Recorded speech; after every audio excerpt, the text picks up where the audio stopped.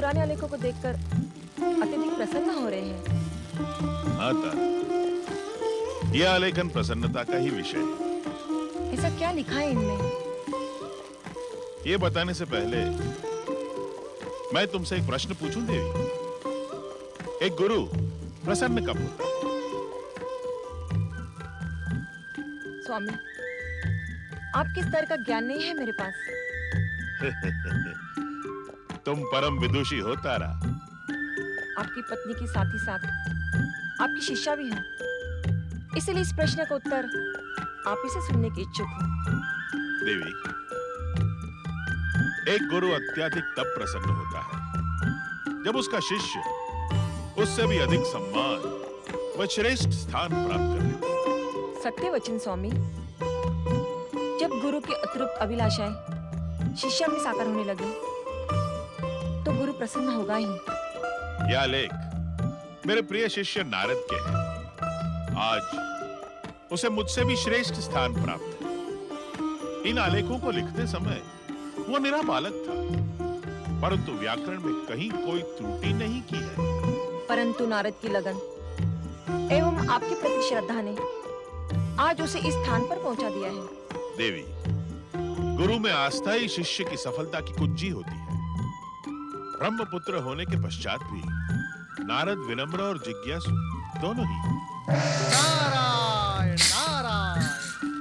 प्रणाम गुरुदेव, प्रणाम माता। देवर्षि नारद, आप? गुरुदेव आपका ही स्मरण कर रहे थे। ये तो मेरा परम सौभाग्य है माता। पधारे देव ऋषि नारद, आसन ग्रहण करें। नारायण नारायण। शिष्य गुरु के सामने आसन ग्रहण करें, ये शिक्षा तो आपने मुझे नहीं दी गुरुदेव। नारद, तुम मेरे शिष्य अवश्य थे, किंतु अब आदरणीय एवं देवऋषि हो। तुम्हारी उपस्थिति मंगलकारी एवं आनंद का प्रतीक मानी जाती है। गुरुदेव, मैं भले ही महान से महान पद प्राप्त कर लूं, परंतु उसका श्रेय आपकी दी हुई शिक्षा को ही जाएगा। आप मेरे सदा सदा गुरु हैं। और वैसे भी मैं आज यहाँ एक याचक के रूप में शिवाज्ञा से उपस्थित हुआ हूँ। शिवाज्ञा? कहो शिष्य श्रेष्ठ नारद, कहो। गुरुदेव, सर्वप्रथम आप आसन ग्रहण करें। आपके इस प्रकार खड़े रहने से मुझे लज्जा का अनुभव होता है। कृपया आप बैठें।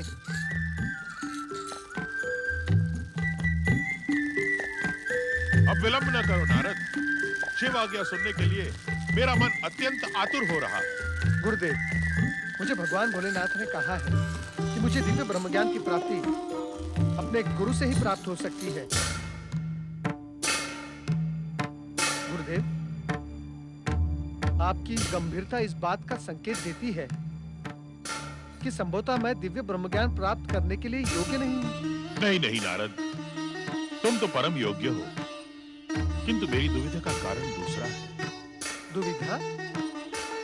हाँ नारद, अभी मैं स्वयं इस योग्य नहीं कि तुम्हें परम दिव्य ब्रह्म ज्ञान प्रदान कर सकूं। गुरुदेव, भगवान भोलेनाथ असत्य तो नहीं कहेंगे? शिव शंकर ने जो कुछ कहा है वो सत्य है। शिष्य को ज्ञान गुरु से ही प्राप्त होता है, परंतु तुम जिस रहस्यमय ब्रह्म ज्ञान के जिज्ञासु हो वो मैंने अभी प्राप्त नहीं किया है। ऐसी स्थिति में नारद की याचना का क्या होगा? उसके लिए मुझे स्वर्गलोक छोड़कर पृथ्वीलोक आनंद की नगरी काशी जाकर शिवाराधना करें। जब भोलेनाथ मेरी तपस्या से प्रसन्न होंगे तब मुझे ब्रह्म ज्ञान प्रदान करेंगे एवं मैं तुम्हें प्रदान कर पाऊंगा। गुरुदेव, क्या दिव्य ब्रह्म ज्ञान प्राप्त करने के लिए मुझे भी तपस्या करनी होगी? रहस्यमय दिव्य ब्रह्म ज्ञान प्राप्त करने के दो ही उपाय मुझे मिले। या तो त्रिदेव में से कोई तुमसे प्रसन्न हो, या तुम स्वयं तपस्या करके उन्हें प्रसन्न करो। इसके अतिरिक्त अन्य कोई उपाय नहीं। अब आप अपने शिष्य को आज्ञा दें गुरुवर। नारायण नारायण। ओम नमः शिवाय। शिवाय। ओम नमः शिवाय। ओम नमः शिवाय। ओम नमः शिवाय। ओम नमः शिवाय।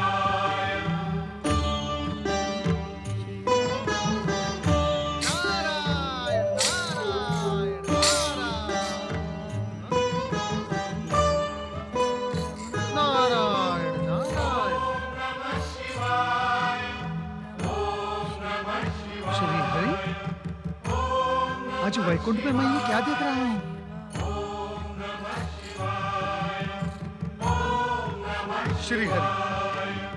श्री हरि आपकी अनुपस्थिति में वैकुंठ को तपस्थली के रूप में देखकर मैं अत्यंत आश्चर्यचकित हूँ।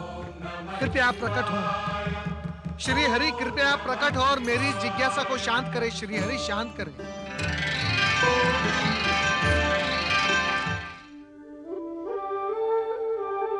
नारद,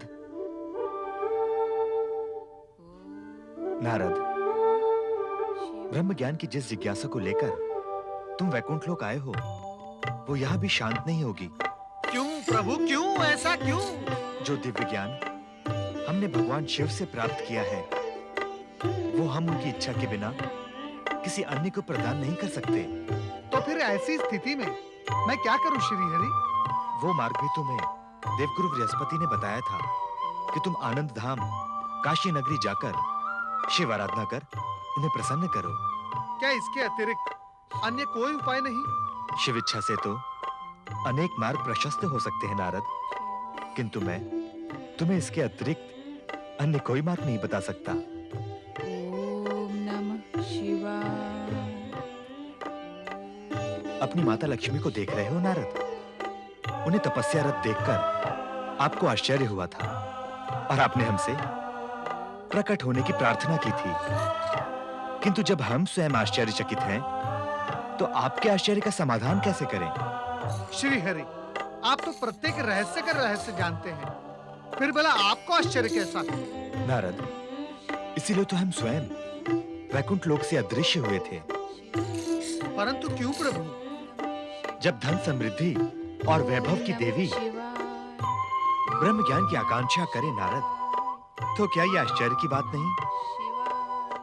किंतु इनकी ये इच्छा कभी पूर्ण नहीं होगी। ये तप योग की जगह कहीं हठ योग न बन जाए, इसीलिए हम यहाँ से अदृश्य रहे नारद। माता, कृपया आप मुझ पर रोष न करें। आप श्री हरि विष्णु को प्रसन्न रखने का प्रयास करें, मैं केवल इतना निवेदन कर सकता हूँ। नारायण नारायण। ओम नमः शिवाय। ओम नमः शिवाय। ओम नमः शिवाय। ओम नमः शिवाय। ओम नमः शिवाय। ओम नमः शिवाय। ओम नमः शिवाय। ओम नमः शिवाय।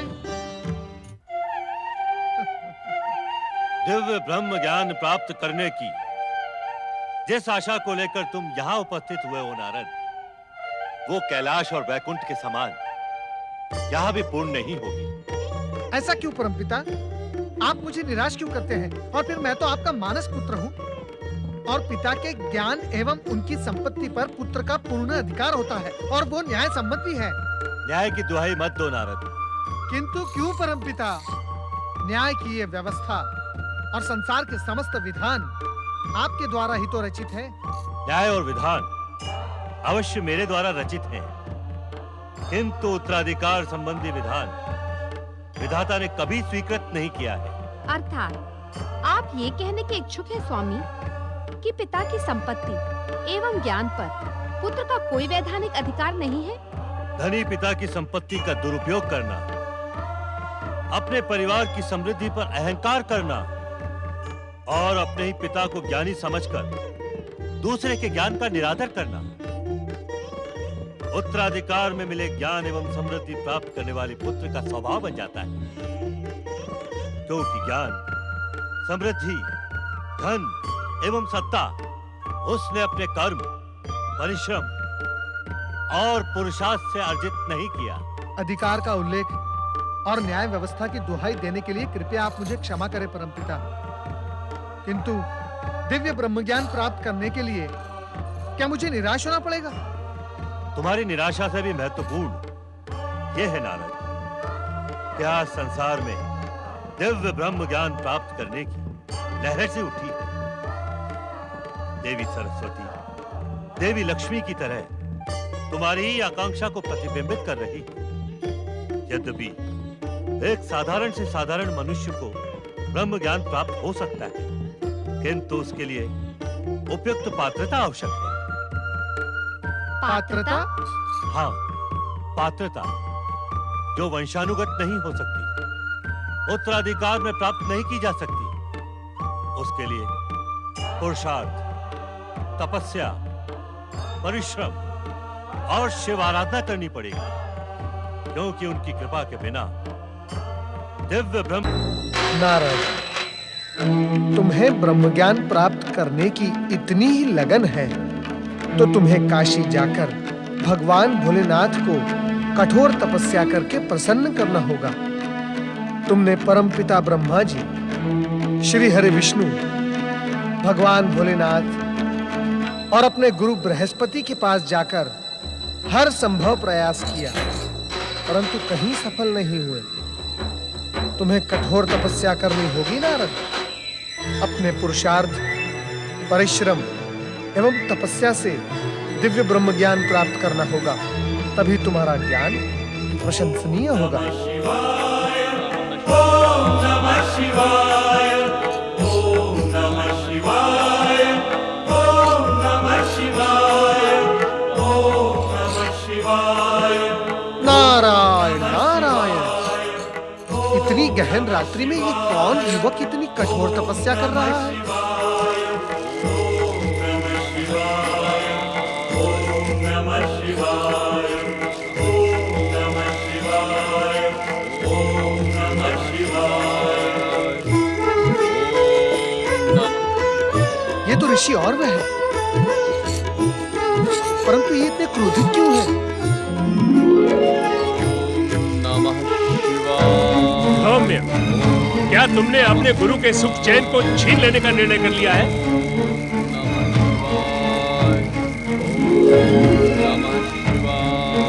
सौम्य, क्या तुमने अपने गुरु की प्रतिष्ठा समाप्त करने के लिए इस आश्रम में प्रवेश किया है?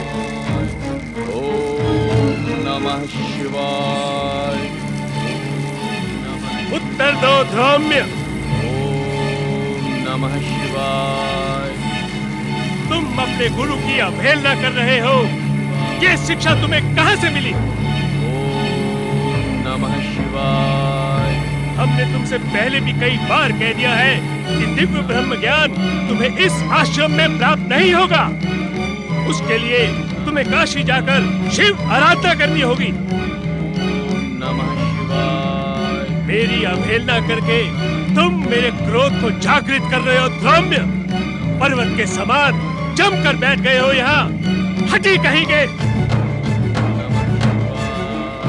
मेरे क्रोध का परिणाम भयंकर होगा। तुम जन्म जन्मांतर तक अज्ञान के अंधकार में भटकते रहोगे सौम्य, किंतु ब्रह्म ज्ञान तुम्हें कभी प्राप्त नहीं होगा। नमः शिवाय। दुष्ट सौम्य, तपस्या के बहाने अपने गुरु का अपमान करना ही तेरा ध्येय है। हम तुम्हारी ये कुचेष्टा कभी सफल होने नहीं देंगे। ओम नमः शिवाय। हम तुझे श्राप देते हैं कि तू इसी क्षण कपोत पक्षी का रूप धारण कर अज्ञान के अनंत आकाश में भटकता रहे।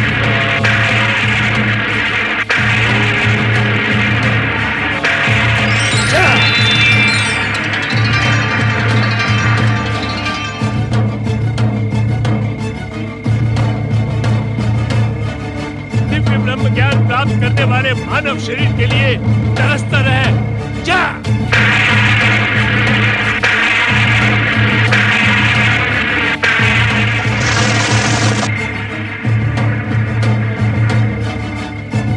अभी भी तू मेरा पीछा नहीं छोड़ रहा है दुष्ट। नारायण नारायण। देवऋषि नारद, अहो भाग्य जो आपने पधार कर इस आश्रम को पवित्र कर दिया। और वह ऋषि, आपकी तपस्या एवं शिव भक्ति की मैंने बहुत कीर्ति सुनी थी, परंतु आपका आचरण देखकर मुझे अपार दुख हुआ है। भगवान भोलेनाथ की आराधना करने वाले अपने ही शिष्य को आपने ऐसा कठोर श्राप दिया। देवऋषि, ऋषिवर, ये आपने क्या किया? मुझे क्षमा कर दे ऋषिवर। क्रोध ने मेरी बुद्धि को भ्रष्ट कर दिया, भ्रष्ट कर दिया। परम ज्ञानी होने के पश्चात भी क्या आपको ये ज्ञात नहीं ऋषिवर कि क्रोध किसी दूसरे का नहीं, क्रोध करने वाले का ही नाश करता है। मेरी बुद्धि का नाश हो गया देव ऋषि। अब मैं शिव आराधना कर अपने पाप का प्रायश्चित करूंगा। नारायण नारायण। क्या जानबूझकर पाप करने वाले का अपराध इस प्रकार प्रायश्चित करने से समाप्त हो सकता है ऋषिवर? तो फिर मैं क्या करूं देव ऋषि? मेरा श्राप कभी असत्य नहीं होता। ऋषिवर, मुख से निकला शब्द और धनुष से निकला बाण कभी लौटकर नहीं आते। कोई मार्ग तो होगा ऋषिवर, कृपया मेरी सहायता कीजिए। नारायण नारायण। अब आपकी सहायता इस संसार में भगवान भोलेनाथ के अतिरिक्त अन्य कोई नहीं कर सकता। ओम नमः शिवाय। हे भोलेनाथ, मुझे क्षमा करना भोलेनाथ, मुझे क्षमा करना।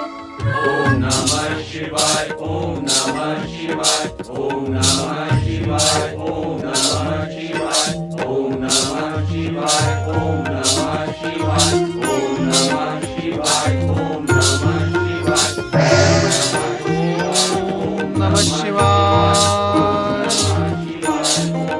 माता पार्वती कहीं दिखाई नहीं दे रही है, न जाने कहाँ है।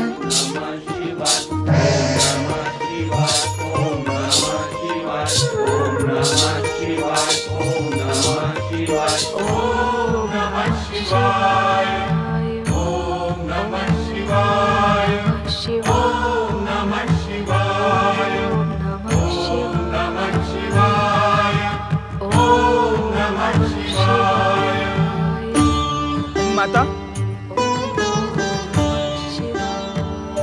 माता, मैं आपके श्री चरणों में कुछ निवेदन करने का इच्छुक हूँ। कृपा करके आंखें खोले माता।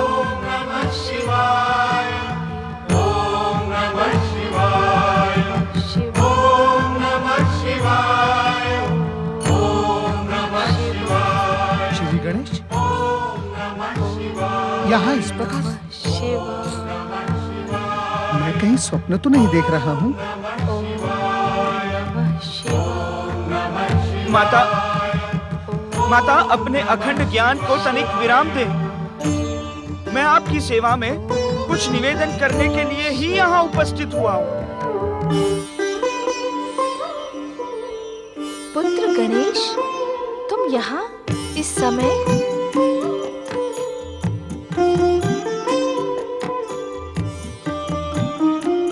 माता, मुझे जैसे ही आपके मन की उद्विग्नता का आभास हुआ, मैं यहाँ उपस्थित हो गया। हाँ पुत्र, पिछले कई दिनों से मैं अपनी उद्विग्नता से व्यथित हूँ। क्या शिव की अर्धांगिनी स्वयं अपने अतुल तेज से ब्रह्म ज्ञान प्राप्त नहीं कर सकती? इसीलिए मैं शिव के ध्यान में मग्न हो गई, किंतु मेरा मन स्थिर नहीं है। अपनी शक्ति पर स्वयं मुझे विश्वास नहीं हो रहा है। मेरा मार्गदर्शन करो विघ्नहर्ता, मंगल करता पुत्र गणेश। माता, परात पर ब्रह्म शिव में ही ब्रह्म ज्ञान समाहित है। चलो हम सब मिलकर भगवान शिव से प्रार्थना करेंगे कि वे आपकी उद्विग्नता का अंत करें। चलो पुत्र।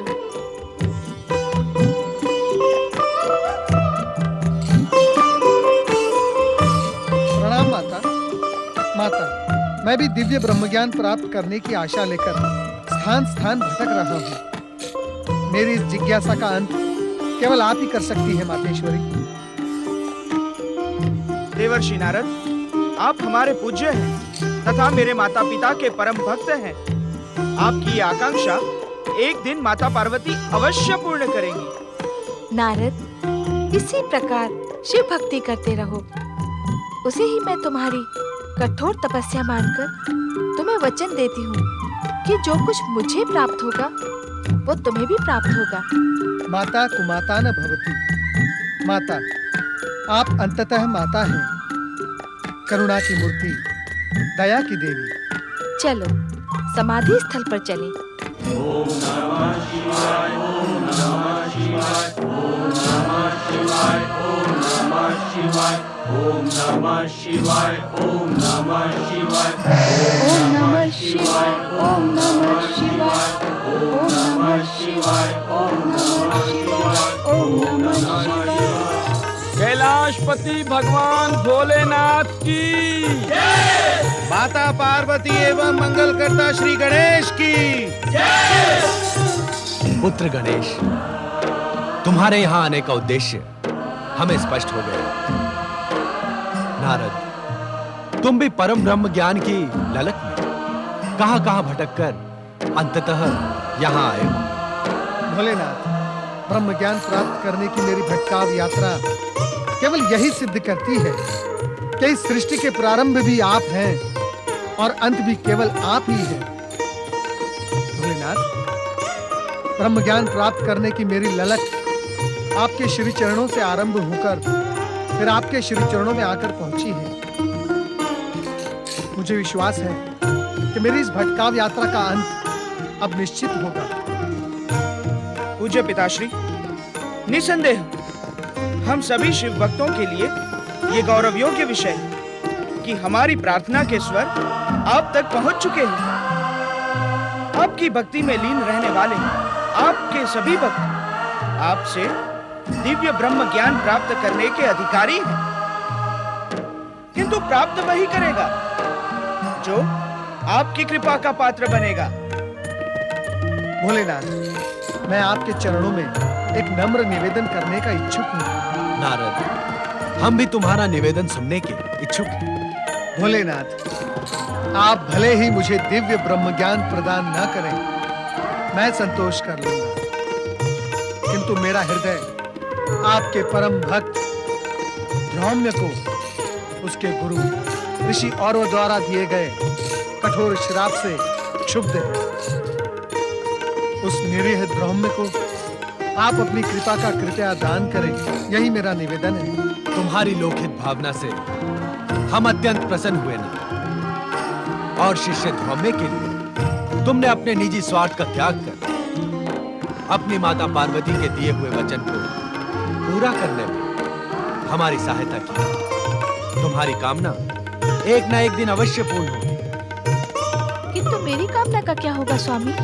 इस प्रश्न का अस्तित्व अब समाप्त हो गया है देवी, क्योंकि नारद को ब्रह्म ज्ञान आपके माध्यम से ही प्राप्त होगा।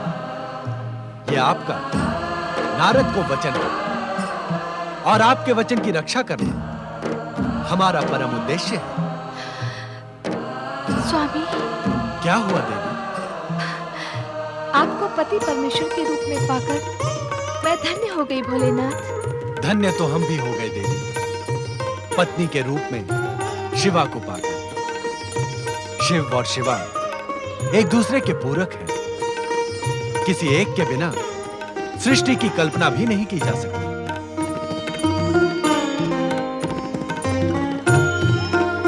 परात्पर ब्रह्म परमेश्वर शिव शंकर तथा शक्ति स्वरूपिणी माता पार्वती की जय। भोलेनाथ, कहीं मुझे प्रोत्साहन देते देते आप। नारद, तुम्हें स्मरण करवाने की आवश्यकता नहीं है। धौम्य को उसकी तपस्या एवं शिव भक्ति का प्रतिफल अवश्य मिलेगा। तुम सब भी ब्रह्म ज्ञान पाने के अधिकारी बन गए हो। प्रतीक्षा करो, तुम्हें तुम्हारा मनोवांछित ब्रह्म ज्ञान अवश्य प्राप्त होगा। बोलो हर हर हर महादेव। हर हर महादेव। हर हर हर महादेव। हर हर हर महादेव। शिवाय ओम नमः शिवाय। ओम नमः शिवाय। अपने ध्यान को विराम दो देवी, हम आ गए। स्वामी, आप यहाँ इस समय? हाँ पार्वती, समाधि में हमने देखा कि विश्राम काल में भी तुम हमारा ध्यान लगा रही थी, किंतु हमारे आश्वासन के उपरांत भी तुम्हारे हृदय का द्वंद समाप्त नहीं हुआ। ध्यान अवस्था में भी तुम ब्रह्म ज्ञान के विषय में ही विचार कर रही थी। हाँ स्वामी। तुम्हें अब उस विषय में हमसे चर्चा करने में भी संकोच हो रहा है, क्यों? सत्य है ना? आपके श्रीमुख से निकला प्रत्येक शब्द सत्य की प्रामाणिकता है स्वामी। तो संकोच मत करो, स्वयं अपनी अनुभूति हमें बताओ। आप तो सब कुछ जानते हैं सर्वेश्वर। हाँ, जानते हैं, किंतु तुम्हारे शब्दों में सुनने के इच्छुक हैं। ऐसा हट क्यों स्वामी? ये हट नहीं देवी, उपचार है। उपचार? हाँ देवी, किंतु अभी तुम इस पर संदेह न करो, मात्र अपने विचार बताओ। आपकी तपस्या करते समय मैं यही सोच रही थी कि क्यों न मैं स्वयं अपनी तपस्या से ब्रह्म ज्ञान प्राप्त करके आपको आश्चर्यचकित कर दूं। मेरे स्वाभिमान ने मुझसे कहा कि पार्वती, तुम तो स्वयं शक्ति स्वरूपा हो, तुम्हें ब्रह्म ज्ञान प्राप्त करने के लिए किसी की याचना पर नहीं, अपितु स्वयं अपनी शक्तियों पर विश्वास होना आवश्यक है। देवी, तुम्हारा ये कथन अभिमान से प्रेरित लगता है। अभिमान? आप इसे अभिमान कैसे कह सकते हैं? ये तो स्वाभिमान है। तुम्हारा ये उत्तर अभिमान से प्रेरित है। आप क्या कहने के इच्छुक हैं स्वामी?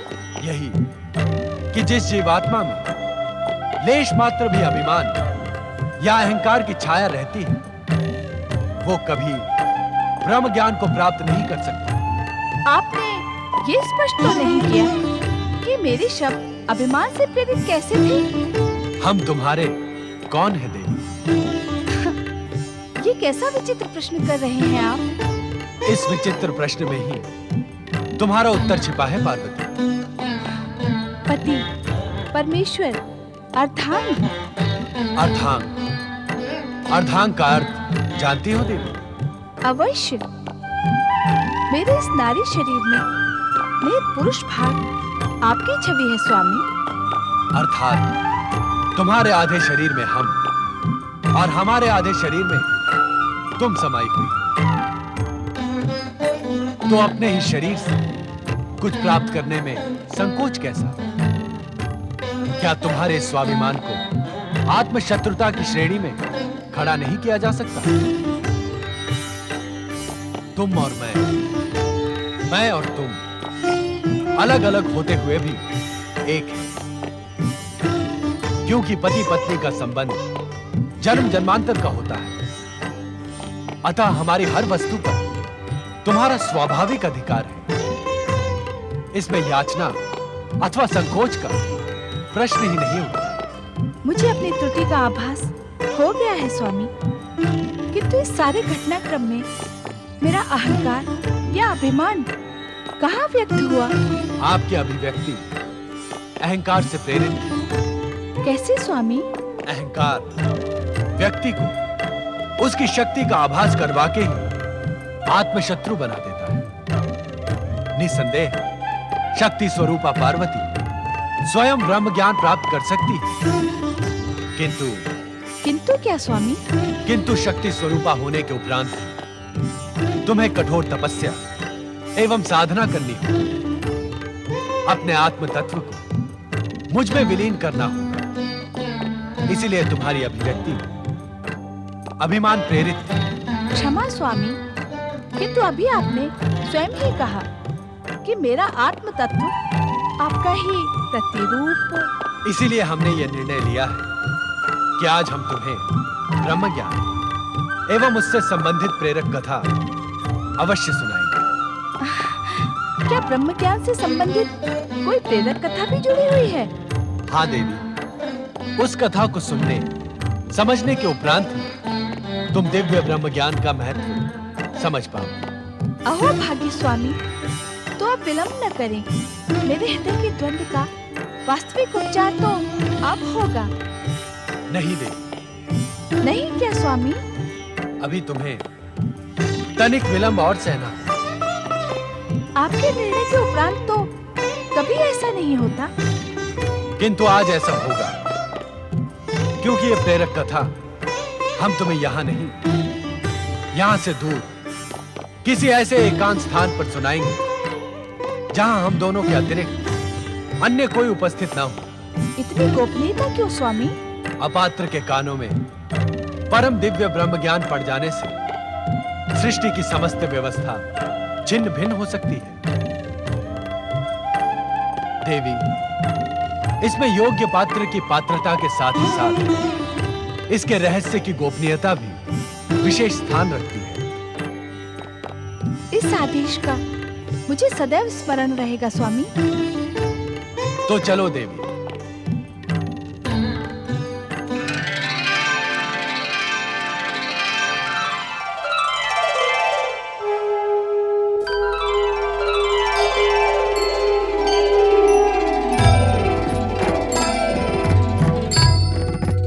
भोलेनाथ, माता पार्वती, कहाँ हैं आप? भोलेनाथ, कहाँ हैं आप? मैंने आप दोनों को यत्र तत्र सर्वत्र ढूंढा, परंतु आप दोनों के मुझे कहीं दर्शन नहीं हुए। भोलेनाथ, मुझ पर कृपा करें, मुझे दर्शन दें। किन विचारों में मगन हो देवी? मैं परम दिव्य ब्रह्म ज्ञान के विषय में यही विचार कर रही थी स्वामी, कि ज्ञान पर तो हर परिश्रमी विद्यार्थी का निश्चित अधिकार होता है, फिर ब्रह्म ज्ञान इतना दुर्लभ क्यों है? क्योंकि ब्रह्म ज्ञान ज्ञान का सर्वोच्च शिखर है। इसको ज्ञात करने के उपरांत और कुछ ज्ञात करना शेष नहीं बचता। इसको प्राप्त व्यक्ति पूर्णता को प्राप्त कर अपना आत्म तत्व मुझ में विलीन कर देता है। जीवन रहते हुए भी प्राणी जीवन मुक्त हो जाता है। उसे अपने हृदय में परमात्मा बैठा दिखाई पड़ता है। जीवन मुक्त? हाँ देवी पार्वती, जीवन मुक्त। उसी प्रकार जिस प्रकार रात्रि में आप अपने शीश पर धारण किए आभूषण उतार कर रख देती हैं, ठीक उसी प्रकार ब्रह्मज्ञानी अपनी इच्छा अनुसार अपनी आत्मा को शरीर से निकालकर भी जीवित रह सकता है। अर्थात ये ब्रह्म ज्ञान अमर तत्व है। आत्मा का साक्षात ही अमरता का प्रतीक है देवी। भोलेनाथ, आप तो परात्पर ब्रह्म हैं। इस जगत में जो भी अधिक से अधिक है, उससे भी अधिक आप हैं। आपकी भाषा का ये गूढ़ रहस्य मेरी समझ में तनिक भी नहीं आया। कृपा कर इसे स्पष्ट करें। देवी, हमारे अस्तित्व का प्रकट रूप है प्रकृति, जो आंखों से दिखाई पड़ती है, इच्छा पर स्पर्श की जा सकती है। साधारण से साधारण मनुष्य की इंद्रियां जिसका अनुभव कर सकती है। इसे साधारण भाषा में कहें तो जो दृश्यमान है वही परमात्मा है, ऐसा विद्वान भी मानते हैं। विद्वानों की मान्यता है तो यही सत्य होगा। नहीं देवी, यह उतना ही सत्य है जितना आप एक सुंदर माटी की मूर्ति लो, उसके अलौकिक रूप के दर्शन करो, उसका स्पर्श करो और उसकी आत्मा की खोज में उस मूर्ति को तोड़ दो, तो अंदर आपको क्या मिलेगा? माटी का ढेर। यही सत्य है। प्रकृति रूपी माटी के ढेर को परमात्मा ने अपनी कल्पना से सुंदर बना दिया है, किंतु परमात्मा की कल्पना परमात्मा तो नहीं हो सकती। तो परमात्मा क्या है स्वामी? प्रत्येक शरीर के भीतर जो आत्मा है वो परमात्मा का ही अंश है। इसीलिए आत्मा का साक्षात अर्थात परमात्मा से मिलन, इस मिलन के उपरांत अन्य कोई इच्छा शेष नहीं रह जाती। जीवात्मा इस मिलन के उपरांत अमरता को प्राप्त होती है। ब्रह्म ज्ञान का यही संदेश है देवी। स्वामी, एक साधारण मनुष्य अपनी आत्मा से साक्षात कैसे कर सकता है? उपासना के द्वारा। उपासना के द्वारा? हाँ देवी, उपासना का शाब्दिक अर्थ है निकट बैठना, उप आसन, अर्थात अपने आत्मा के निकट बैठना, अपने आप को पहचानना। वेदों की भी यही मान्यता है देवी कि अपने आप को पहचानने वाला ही पूर्ण ज्ञानी है। किंतु स्वामी, प्रत्येक जीव सदैव उपासना करता रहता है। हाँ देवी, जीवन के एक क्षण भी उपासना से बचा नहीं जा सकता। फिर स्वामी, हर जीवात्मा पूर्ण ज्ञानी या ब्रह्म ज्ञानी क्यों नहीं हो जाती? उनकी उपासना ठीक उसी सुंदर माटी की मूर्ति के समान होती है। जब वे स्वादिष्ट भोजन कर रहे होते हैं तो उनकी उपासना स्वाद इंद्रियों के निकट बैठ जाती है, और जब वे सांसारिक मोहमाया में डूब जाते हैं तो उनकी उपासना मायावश इंद्रियों के निकट बैठ जाती है। किंतु कठिन उपासना के उपरांत भी उन्हें प्राप्त माटी का ढेर ही होता है। स्वामी, इस संसार में बहुत से ऐसे भी लोग हैं जो रात दिन पूजा में आपके नाम के उच्चारण में ही लगे रहते हैं, तब भी उन्हें पूर्ण ज्ञान या ब्रह्म ज्ञान प्राप्त नहीं होता। ऐसा क्यों स्वामी? देवी, तुम्हारे इस प्रश्न का उत्तर हम कुछ दिनों पूर्व घटी एक घटना के माध्यम से देने के इच्छुक हैं। आओ हमारे साथ चलो।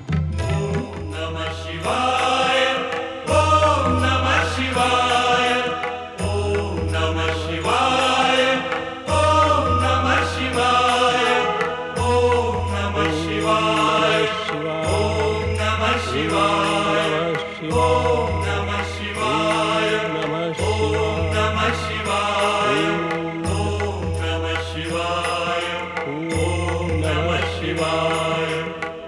इतनी गहन रात्रि में अखंड शिवाराधना करने वाले ये कौन ऋषि हैं स्वामी? दिन रात शिवाराधना करने वाले को ब्रह्म ज्ञान क्यों प्राप्त नहीं होता? ये और ऋषि तुम्हारे इसी प्रश्न का उत्तर है। मैं कुछ समझी नहीं स्वामी।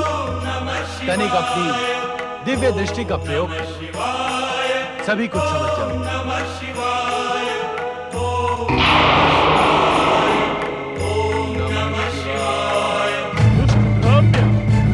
तपस्या के बहाने अपने गुरु का अपमान करना ही तेरा ध्येय है। हम तुम्हारी ये कुचेष्टा कभी सफल होने नहीं देंगे। नमः शिवाय। हम तुझे श्राप देते हैं कि तू इसी क्षण कपोत पक्षी का रूप धारण कर अज्ञान के अनंत आकाश में भटकता रहे। चला।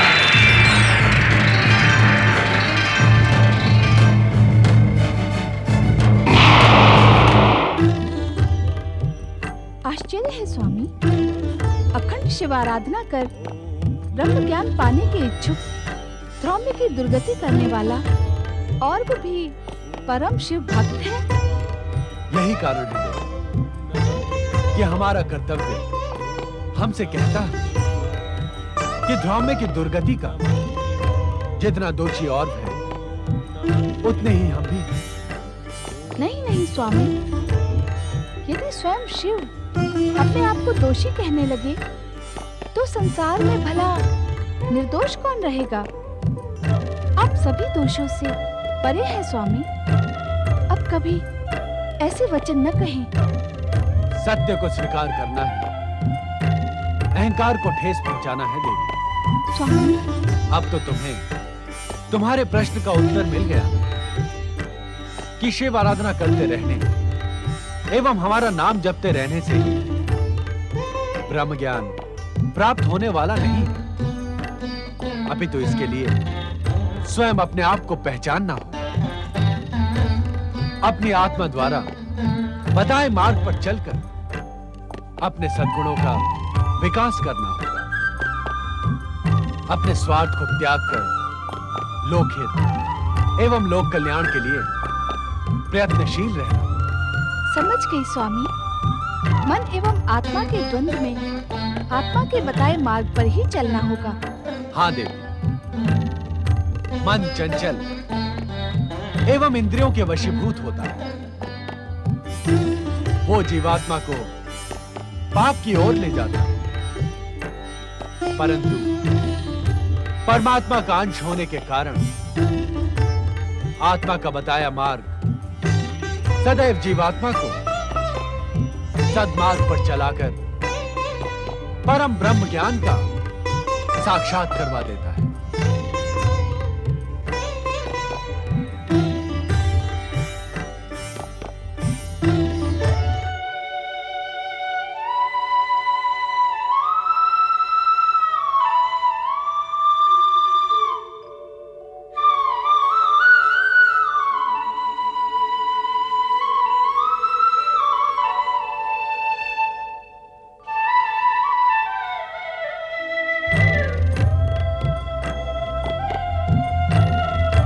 स्वामी, आपके संग रहने पर समय का पता ही नहीं चलता।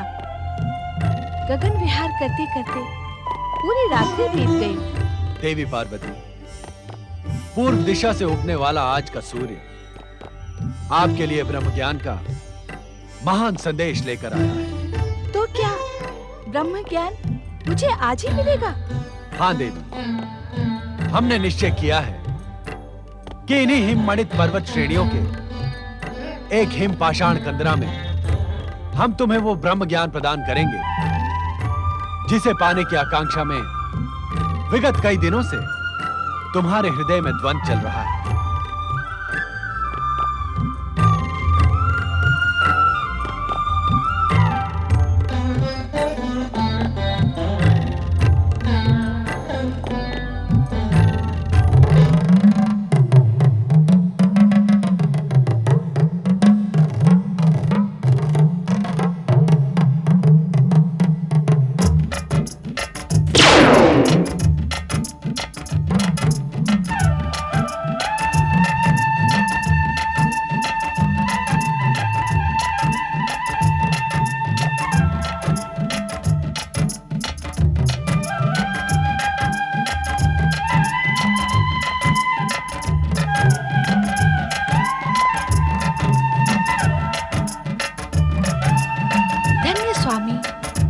प्रकृति के सुंदर, शांत, मनोरम स्थान को देखकर मेरी आत्मा प्रसन्न हो गई है।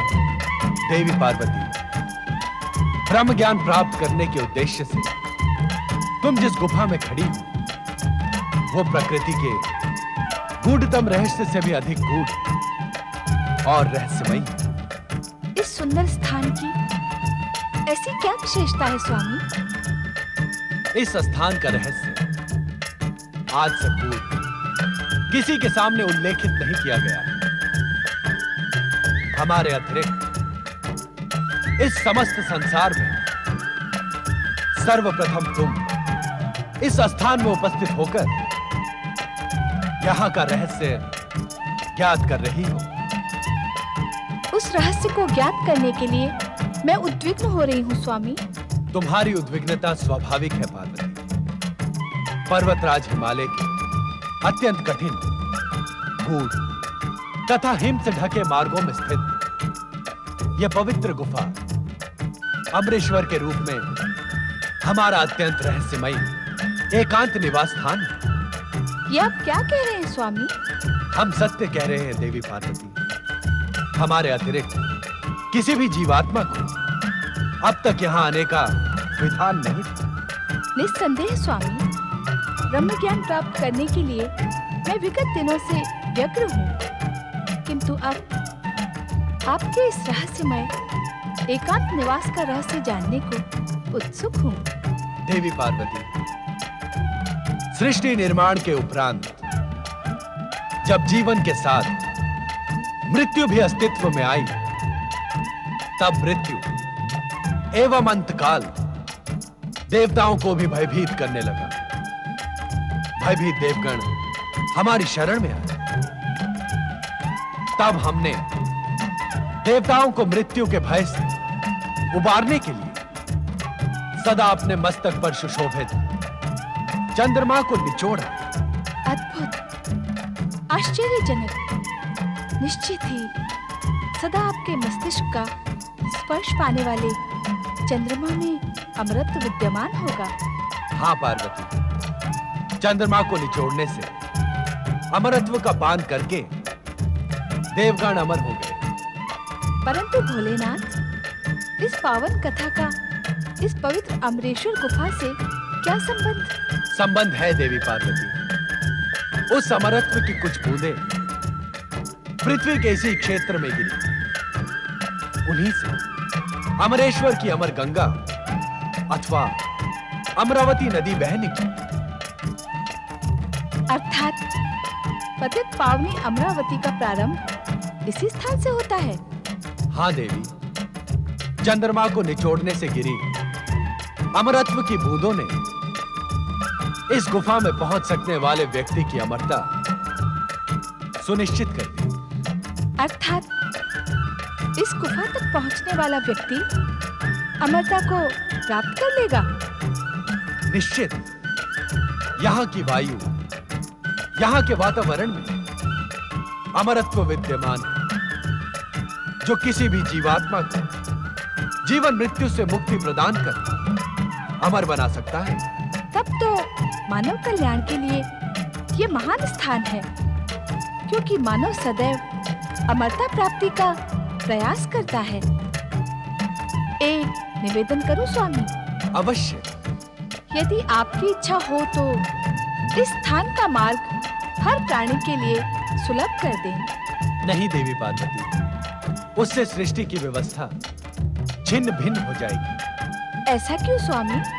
यदि कोई दुष्ट कुपात्र इस स्थान तक पहुंचने में सफल हो गया तो वो इस स्थान के प्रभाव से प्राप्त अमरता का दुरुपयोग नहीं करेगा। क्या हमारे वरदान का दुरुपयोग करने वाले भस्मासुर की कथा तुम भूल गई देवी? कदापि नहीं भूली स्वामी, किंतु क्या आपके कुछ विशेष भक्तों को यहाँ तक पहुँचने का सौभाग्य प्राप्त होना अनुचित होगा? तुम्हारे निवेदन में माँ का वात्सल्य झलक रहा है देवी। हम तुम्हारी इच्छा का सम्मान करते हुए सच्चे शिव भक्तों को यहाँ तक पहुँच सकने का सौभाग्य प्रदान करते हैं। आपके भक्त यहाँ किस प्रकार पहुँचेंगे स्वामी? हमारी प्रेरणा उन्हें अमरेश्वर पहुँचने का निमंत्रण देगी। धन्य हो स्वामी, मेरी इच्छा का सम्मान कर आपने शिव भक्तों पर जो कृपा की उससे मैं कृतार्थ हुई। अब इसी शुभ अवसर पर मेरी एक और इच्छा पूर्ण करें। देवी पार्वती, ब्रह्म ज्ञान प्राप्त करने के लिए ही तुम इस पवित्र गुफा में आई, अतः निवेदन की आवश्यकता नहीं है।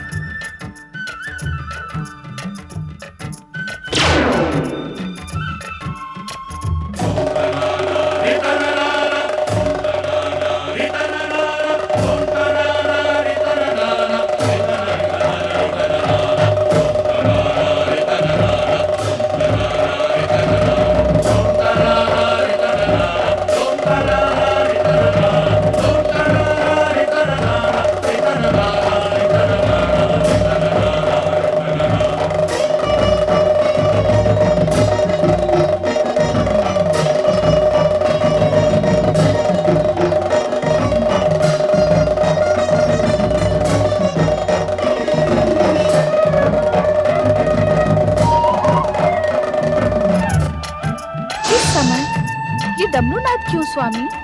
देवी पार्वती, जिस प्रकार इस पवित्र गुफा में आने वाला जीव अमर हो सकता है, उसी प्रकार किसी भी जीव के कानों में दिव्य ब्रह्म ज्ञान पड़ जाने से वो ब्रह्मज्ञानी बन इस सृष्टि की समस्त व्यवस्था को छिन्न भिन्न कर सकता है। किंतु डमरूनाद से क्या होगा?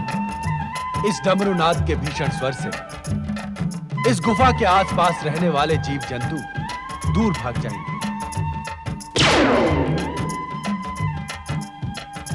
जीवन यहाँ भी है स्वामी? आश्चर्य है कि यह प्रश्न हमसे पर्वत नंदिनी पार्वती पूछ रही है। देवी, जीवित रहने की आकांक्षा जीवात्मा को कहां-कहां ले जाती है, यह जानकर आपको अपार आश्चर्य होगा। आश्चर्य तो मुझे इस गुफा को देखकर भी हो रहा है स्वामी। हम इसी आश्चर्यचकित करने वाले स्थान पर आपको ब्रह्म ज्ञान का अमर संदेश प्रदान करेंगे। इसी कारण भविष्य में यह गुफा अमरनाथ धाम के रूप में प्रसिद्ध होगी।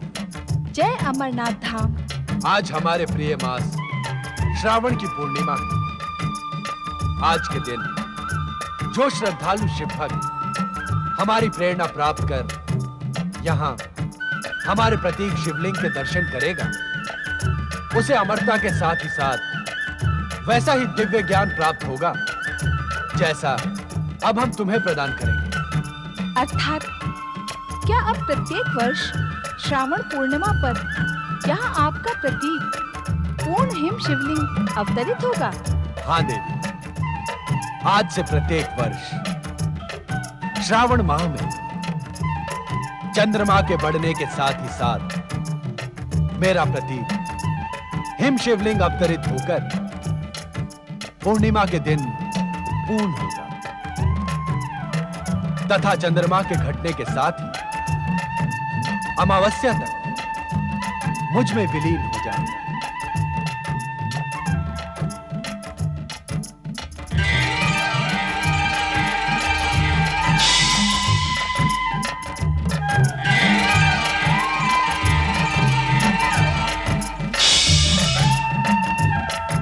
देवी, इस आसन पर विराजमान हो जाओ।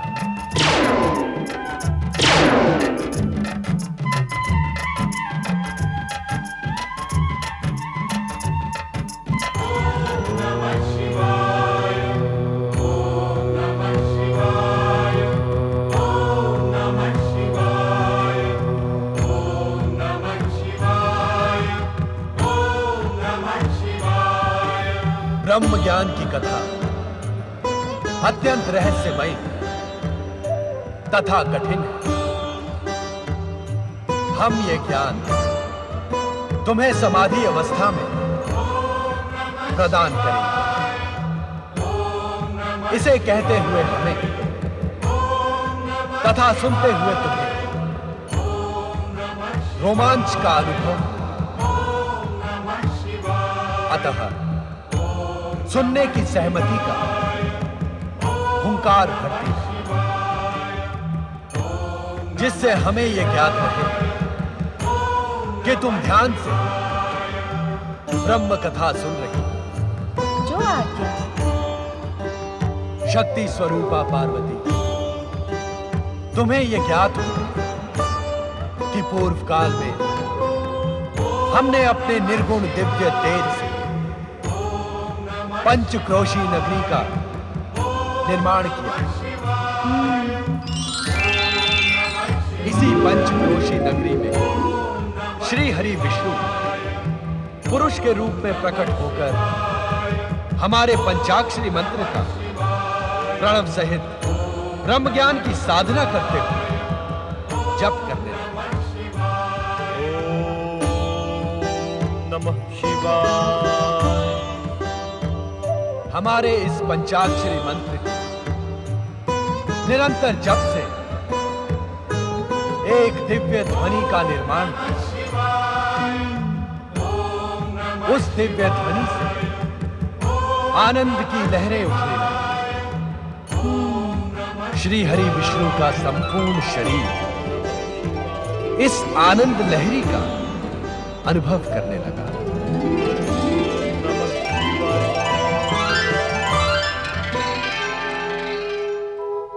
उनके शरीर से पवित्र ओमकारमय ध्वनि निकला।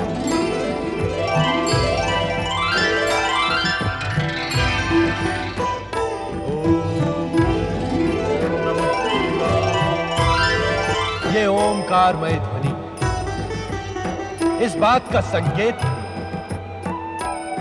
कि परम पुरुष श्री हरि विष्णु को ब्रह्म ज्ञान का साक्षात्कार होने लगा था। ये ब्रह्म ज्ञान शिव का स्वरूप है।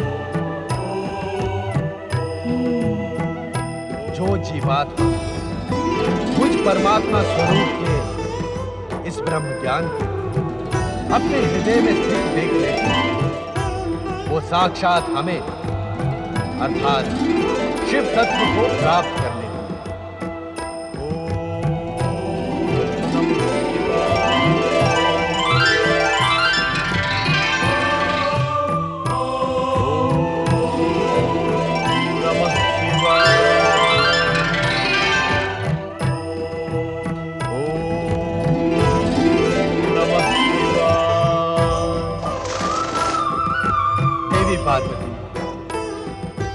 लोक कल्याण तथा निरंतर शिव भक्ति में प्रयत्नशील शुद्ध आत्माओं,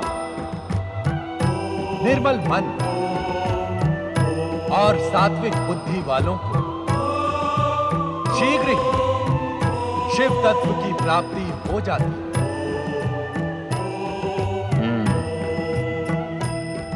सृष्टि के कण कण में शिव तत्व की अनुभूति, प्राणी मात्र की श्रद्धा और भावनाओं को आहत न कर तथा संपूर्ण संसार को शिव की रचना मानने वाली जीवात्माओं को शिव ज्ञान की प्राप्ति हो।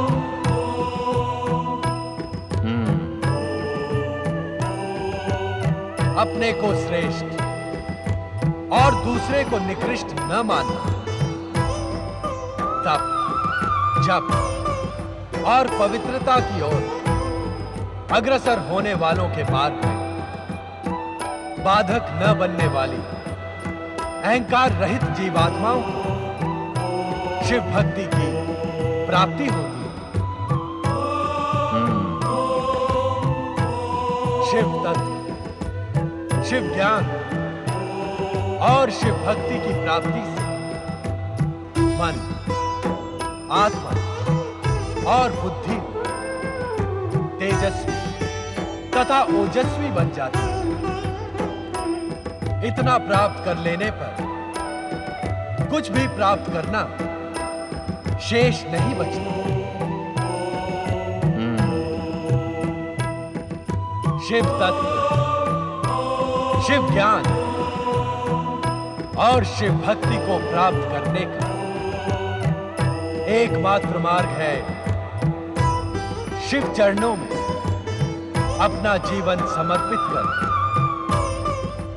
निरंतर हमारे पंचाक्षरी मंत्र ओम नमः शिवाय का जाप कर। हमारे इस पंचाक्षरी मंत्र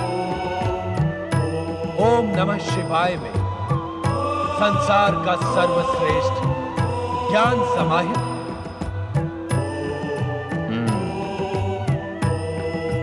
ओम अग्र पूजा को समर्पित त्रिदेवों का प्रतीक आदि स्वर है। शिव जीवन के कल्याण का स्वरूप है तथा उस कल्याण रूपी शिव स्वरूप नमन ब्रह्म रूपी शिव को प्राप्त करने का सर्वोत्तम उपाय है। यही ब्रह्म ज्ञान का सत्य है, यही शिव की सुंदर रचना है।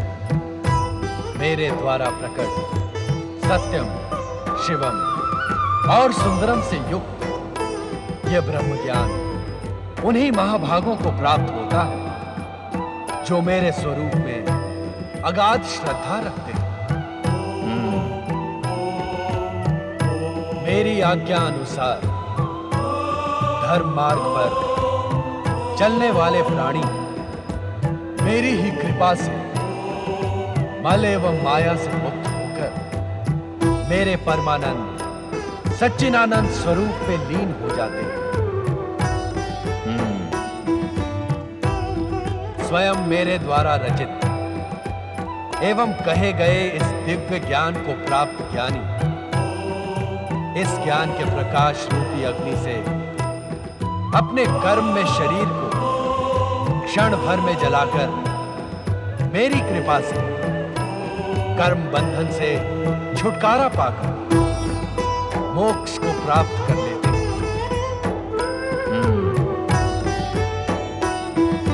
तब इस सृष्टि का गोपनीय से गोपनीय रहस्य भी उसके सम्मुख रहस्य नहीं रह जाता, कारण कि वो स्वयं शिव तत्व प्राप्ति का प्रतीक बन जाता है। यही है परम दिव्य ब्रह्म ज्ञान, जिसे पाकर तुमने अपनी आत्मा को मुझ परात पर ब्रह्म में समाहित कर दिया है। अब तुम स्वयं शिव तत्व, शिव ज्ञान और शिव भक्ति की प्रतीक हो।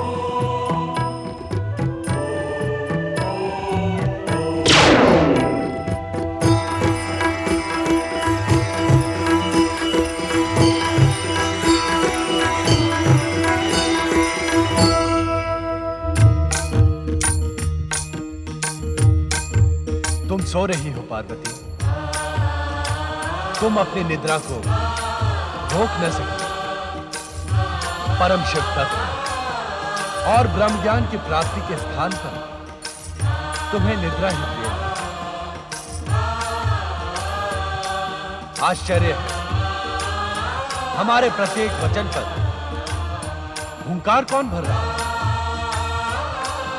कौन है वो प्राणी जो हमारी आज्ञा के बिना इस दिव्य ब्रह्म ज्ञान के संदेश को सुनकर हुंकार भर रहा था? उपस्थित हो।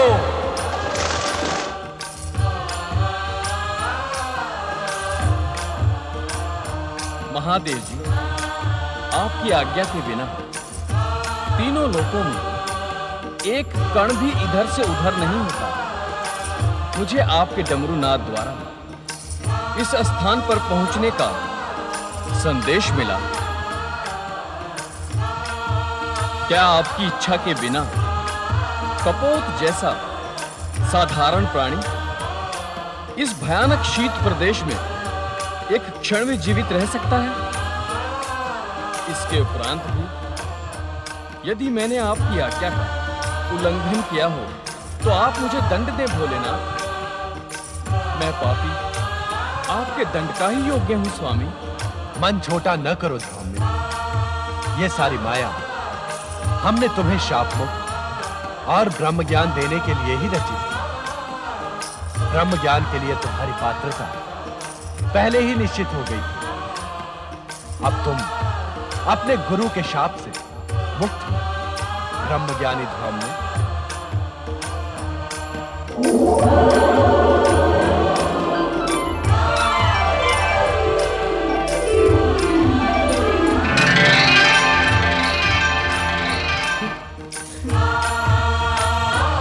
भोलेनाथ, भोलेनाथ।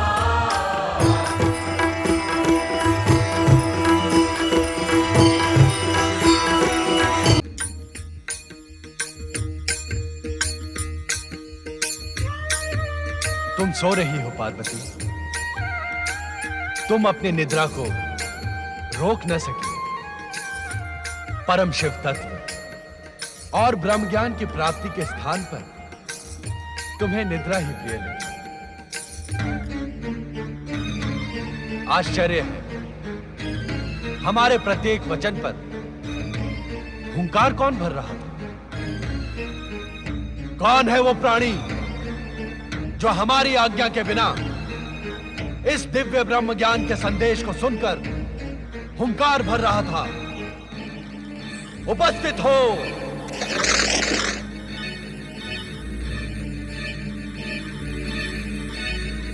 महादेव जी, आपकी आज्ञा के बिना तीनों लोकों में एक कण भी इधर से उधर नहीं होता। मुझे आपके डमरू नाद द्वारा इस स्थान पर पहुंचने का संदेश मिला। क्या आपकी इच्छा के बिना कपोत जैसा साधारण प्राणी इस भयानक शीत प्रदेश में एक क्षण में जीवित रह सकता है? इसके उपरांत भी यदि मैंने आपकी आज्ञा का उल्लंघन किया हो तो आप मुझे दंड दें भोलेनाथ। मैं पापी आपके दंड का ही योग्य हूं स्वामी। मन छोटा न करो ध्रुव। ये सारी माया हमने तुम्हें शाप मुक्त और ब्रह्म ज्ञान देने के लिए ही रची थी। ब्रह्म ज्ञान के लिए तुम्हारी पात्रता पहले ही निश्चित हो गई थी। अब तुम अपने गुरु के शाप से मुक्त हुए। ब्रह्म ज्ञानी ध्रुव ने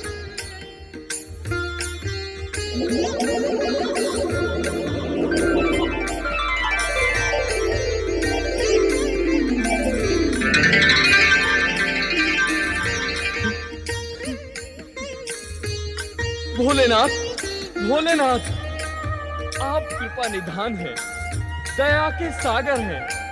शापग्रस्त धौम्य को कपोत योनि से मुक्ति देने के लिए आपने कितना कष्ट किया है।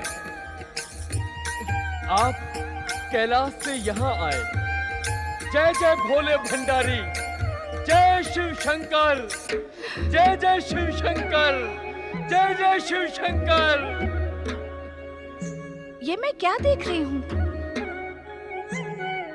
डमरू नाद के उपरांत भी इस गुफा में ये युवा ऋषि कैसे प्रकट हो गए? माता, मैं और ऋषि का शिष्य ध्रुव में हूँ। भोलेनाथ की प्रेरणा से ही यहाँ उपस्थित हुआ हूँ। भोलेनाथ की प्रेरणा? हाँ माता, मैं शापग्रस्त ध्रुव में कपोत वन आकाश में उड़ रहा था। तभी मुझे भोलेनाथ के डमरू नाद द्वारा इस स्थान पर पहुंचने का आदेश मिला। माता, आज भोलेनाथ की कृपा से मेरा पुनर्जन्म हुआ है। अन्यथा कपोत योनि से मुझे मुक्ति कौन प्रदान करता है? मैं समझ गई स्वामी।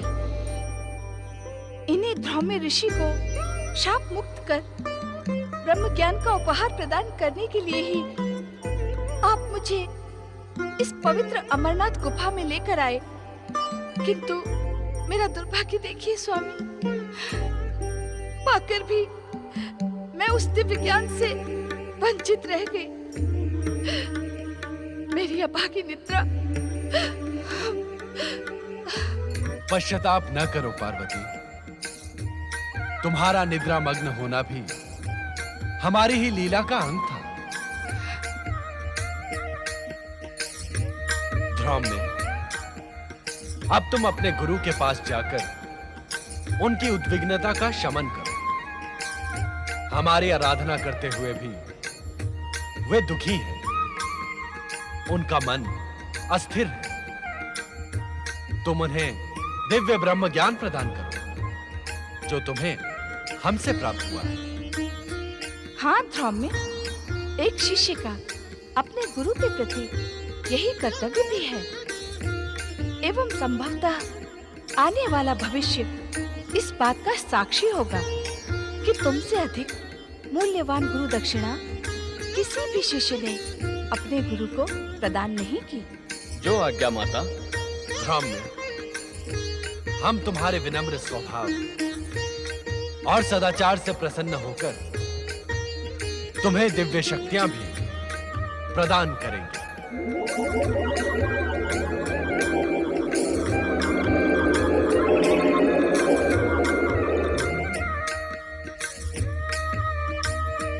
मैं आपकी इस महान कृपा के योग्य नहीं था भोलेनाथ। भगवान, अब मुझे आज्ञा दी जिससे शीघ्र अतिशीघ्र मैं अपने गुरु को विषाद मुक्त कर सकूं। ओम नमः शिवाय। स्वामी, क्या मैं अब भी ब्रह्म ज्ञान से वंचित रहूंगी? धैर्य रखो देवी। समय आने पर इस प्रश्न का उत्तर तुम्हें अवश्य मिल जाएगा।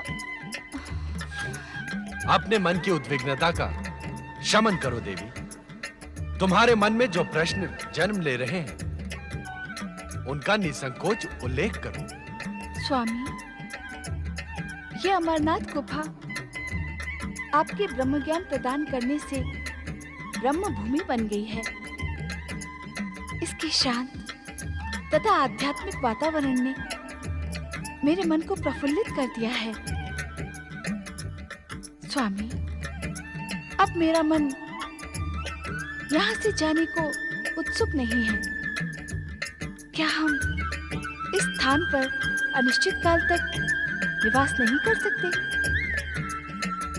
तनिक अपने नंदी तथा अन्य शिव भक्तों के साथ ही उन प्रियजनों की भी चिंता करो पार्वती, जो अपने समस्याओं के समाधान के लिए हमारी शरण में कैलाश पहुंचते हैं। हमें कैलाश पर ना पाकर सभी भक्त एवं प्रियजन भी ब्रह्म ज्ञान के लिए प्रयत्नशील होंगे। इससे उन सबका कल्याण होगा। माँ के हृदय में ममता का ही वास होता है। जो ज्ञान तुम स्वयं प्राप्त न कर सकी, उसे अपने भक्तों को प्राप्त कराने के लिए कितनी ललायत हो तुम। तुम्हारी इच्छा का सम्मान करते हुए हम तब तक यहाँ निवास करेंगे जब तक तुम स्वयं कैलाश जाने की इच्छुक नहीं होती। किंतु क्या स्वामी? हम यहाँ इस रूप में न रहकर हमारे प्रति हिम निर्मित शिवलिंग में ज्योति स्वरूप में निवास करेंगे। जो आज्ञा स्वामी।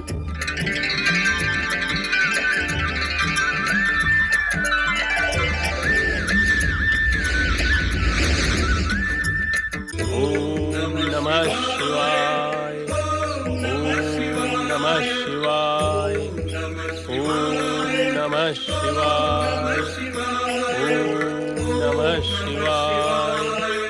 ओम नमः शिवाय। ओम नमः शिवाय। ओम नमः शिवाय।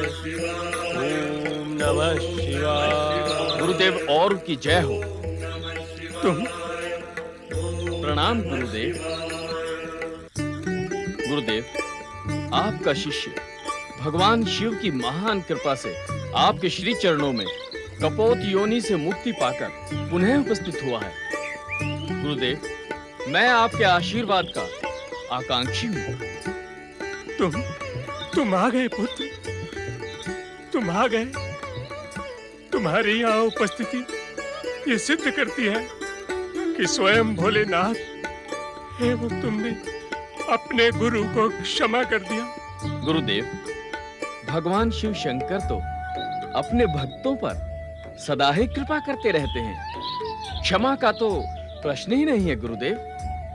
यदि आप मेरी धृष्टता पर क्रोध ही ना करते तो मुझे ब्रह्म ज्ञान का शिव प्रसाद कैसे प्राप्त होता? ब्रह्म ज्ञान? हाँ गुरुवर, आपके आशीर्वाद से भगवान शिव शंकर एवं माता पार्वती के मुझे न केवल दर्शन हुए, अपितु मैंने स्वयं भोलेनाथ के श्रीमुख से ब्रह्म ज्ञान प्राप्त किया। आओ पुत्र आओ, तुम्हें शिष्य रूप में पाकर ये और धन्य हुआ। गुरुदेव, इस समय मैं भगवान भोलेनाथ की आज्ञा से आपको दिव्य ब्रह्म ज्ञान का रहस्य बताने आया हूँ। तो इस समय तुम मेरे शिष्य नहीं, अभी तो गुरु बनकर कृपा करने आए हो। ऐसा ना कहीं गुरुवर, ऐसा ना कहीं। इस ध्रोम्य के जीवन का एक एक क्षण आपका ऋणी है। यदि आप इस तुच्छ अज्ञानी को शिष्य के रूप में स्वीकार ही नहीं करते तो ये सौभाग्य मुझे प्राप्त ही कहाँ होता। ध्रोम्य मेरे पुत्र, भगवान शिव शंकर की कृपा और तुम्हारा ये उपकार मैं कदापि नहीं भूलूंगा, कदापि नहीं भूलूंगा पुत्र। इसे उपकार न कहे गुरुदेव, ये तो मेरी गुरु दक्षिणा है। इसे स्वीकार कर वास्तव में आप मुझ पर उपकार करेंगे। गुरुदेव, ध्रोम्य मेरे पुत्र, ध्रोम्य मेरे पुत्र।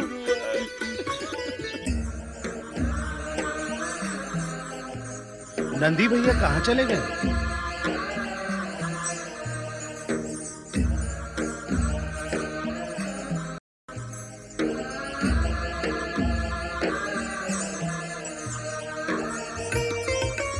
नंदी भैया, आप इस तरह एकांत में क्यों बैठे हैं? एकांत में ना बैठे तो कहाँ बैठे? भगवान भोलेनाथ और माता पार्वती का वियोग अब मुझसे सहन नहीं होता। क्या भगवान भोलेनाथ और माता पार्वती आपको बताकर नहीं गए कि वे कब लौटेंगे? आप जानते हैं कि भगवान भोलेनाथ और माता पार्वती मुझे कभी कुछ बताकर नहीं जाते। फिर आप लोग बार बार मुझसे ये प्रश्न क्यों पूछते हैं? उत्तेजित ना हो नंदी भैया, प्रभु के न रहने पर हम सबको आपका ही आश्रय है। नंदी भैया, आप बताएं इस वियोग से हम किस प्रकार मुक्त हों? भगवान भोलेनाथ का महामंत्र ओम नमः शिवाय का जाप करके हम हर वियोग से मुक्त हो सकते हैं। ओम नमः शिवाय, ओम नमः शिवाय, ओम नमः शिवाय, ओम नमः शिवाय, ओम नमः शिवाय, ओम नमः शिवाय, ओम नमः शिवाय, ओम नमः शिवाय, ओम नमः शिवाय, ओम नमः शिवाय, ओम नमः शिवाय, ओम नमः शिवाय, ओम नमः शिवाय, ओम नमः शिवाय।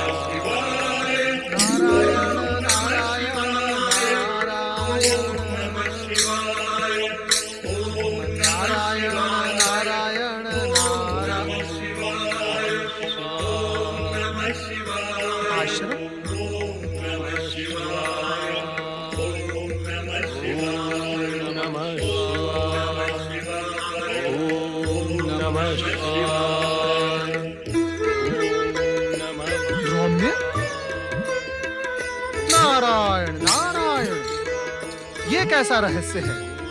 धौम्य तो अपने गुरु ऋषि औरव के श्राप से कपोत बन गया था। ये श्राप मुक्त कब हुआ और इसे श्राप मुक्त किया किसने? नारायण नारायण। ओम नमः शिवाय, ओम नमः शिवाय, ओम नमः शिवाय, ओम नमः शिवाय, ओम नमः शिवाय। नारायण नारायण। देव ऋषि नारद, ओम नमः शिवाय। प्रणाम देव ऋषि नारद। तेजस्वी भव। आपकी कृपा अपार है देव ऋषि। आपकी कृपा के कारण ही मुझे कपोत योनि से मुक्ति मिली तथा शिव कृपा से ब्रह्म ज्ञान एवं दिव्य शक्तियां प्राप्त हुई। मेरे कारण? ऋषि धौम्य, ये आप क्या कह रहे हैं? मैंने तो आपके लिए कुछ भी नहीं किया। हाँ, आपके प्रति हुए अन्याय की कथा मैंने भगवान भोलेनाथ को अवश्य सुना दी थी। उस कथा को सुनकर ही तो भोलेनाथ के मन में मेरे प्रति करुणा उत्पन्न हुई। ब्रह्मज्ञानी धौम्य, मैं तो मात्र माध्यम हूँ। देवादिदेव महादेव का मन तो अपने भक्तों के कल्याण के लिए सदैव प्रयत्नशील रहता है। देव ऋषि, आपके माध्यम बनने पर ही वे मुझे मुक्ति दिलाने के लिए माता सहित अमरनाथ गुफा पहुंचे। आपको मुक्ति दिलाने के लिए अमरनाथ गुफा? मैं कुछ समझा नहीं। देव ऋषि, उस रात्रि में मैं कपोत बना एक वृक्ष पर शयन कर रहा था। तभी महादेव जी के डमरू नाद से मुझे स्वर्ग की दिशा में जाने का आदेश मिला।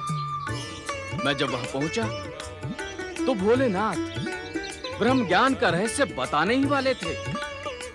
उन्होंने समाधि अवस्था में ही ब्रह्म ज्ञान का रहस्य बताना प्रारंभ किया।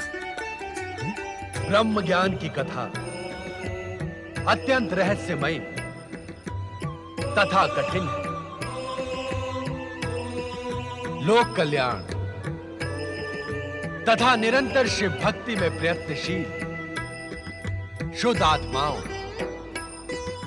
निर्मल मन और सात्विक बुद्धि वालों को शीघ्र ही शिव तत्व की प्राप्ति हो जाती है।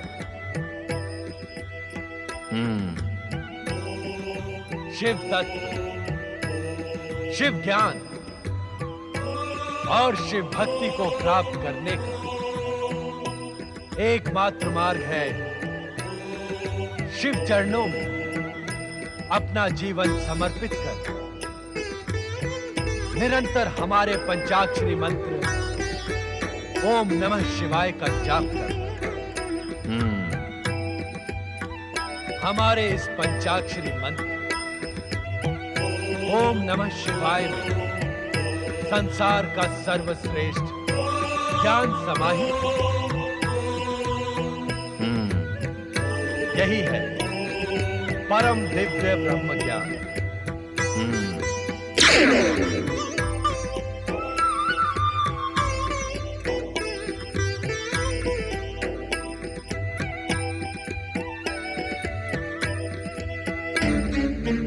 आश्चर्य है हमारे प्रत्येक वचन पर हुंकार कौन भर रहा है?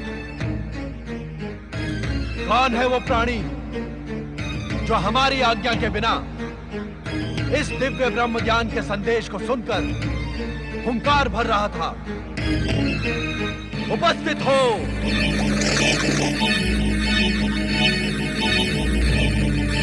महादेव जी, मुझे आपके डमरूनाद द्वारा इस स्थान पर पहुंचने का संदेश मिला। ये सारी माया हमने तुम्हें शाप मुक्त और ब्रह्म ज्ञान देने के लिए ही रची थी। अब तुम अपने गुरु के शाप से मुक्त हुए ब्रह्म ज्ञानी ध्रुव में।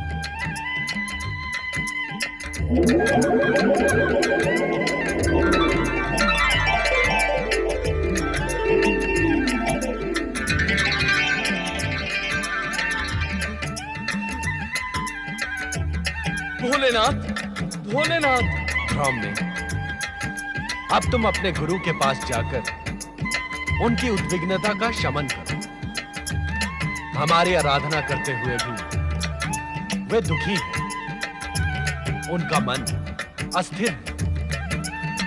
तुम उन्हें दिव्य ब्रह्म ज्ञान प्रदान करो जो तुम्हें हमसे प्राप्त हुआ है। महादेव जी की आज्ञा अनुसार मैंने अपने गुरु और ऋषि को ब्रह्म ज्ञान का आभास कराया। इस समय वे उसी के परम आनंद में लीन हैं। धन्य है आप और आपकी निष्ठा, धन्य है प्रिय ध्रुव में। भगवान भोलेनाथ तथा माता पार्वती अभी भी कैलाश नहीं लौटे। क्या वे अमरनाथ गुफा में विराज रहे हैं? मैं तो शाप मुक्ति एवं भगवान भोलेनाथ का आशीर्वाद प्राप्त कर यहाँ चला आया था, किंतु वो स्थान इतना प्रेरक एवं मनोहर है कि शिव शिवा वहीं रह जाए तो कोई आश्चर्य नहीं। नारायण नारायण।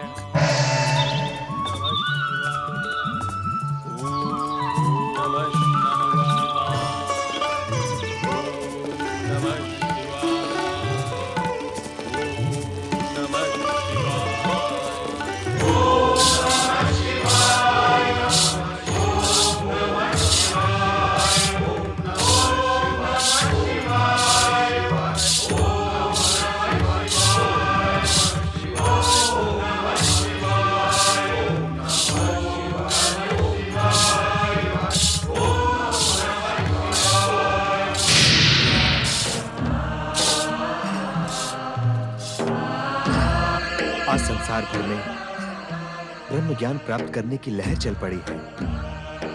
क्या आप सब हमारे इस मत से सहमत नहीं हैं कि भगवान भोलेनाथ तथा देवी पार्वती के दर्शन किए बिना ब्रह्म ज्ञान की प्राप्ति असंभव है? आपका कथन अक्षरशः सत्य है श्री हरि। किंतु भोलेनाथ एवं देवी पार्वती के दर्शन हम प्रायः करते ही रहते हैं स्वामी। देवी सरस्वती, श्री हरि विष्णु के संकेत को समझने का प्रयत्न करें। अर्थात ये कि जब भोलेनाथ की इच्छा होगी तभी वे दर्शन देंगे और ब्रह्म ज्ञान प्रदान करेंगे। तथा ये भी ब्रह्मदेव कि हर कोई ब्रह्म ज्ञान प्राप्त करने का पात्र नहीं है।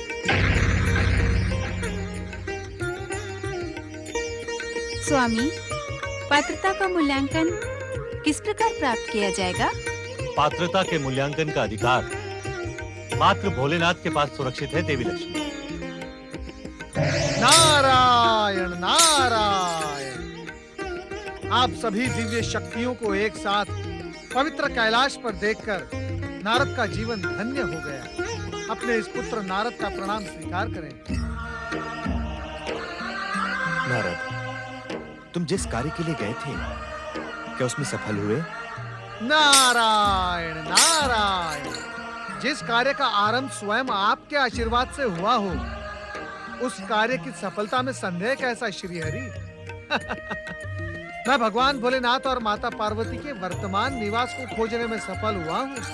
तो शीघ्र ही बताओ कि भोलेनाथ एवं देवी पार्वती कहाँ हैं? नारायण नारायण। अब अपने स्वभाव के अनुसार भूमिकाएं न बनाओ नारद, और ये स्पष्ट करो कि देवी पार्वती और भोलेनाथ कहाँ हैं? हम सभी लोग उनके दर्शनों को आतुर हैं देवर्षि।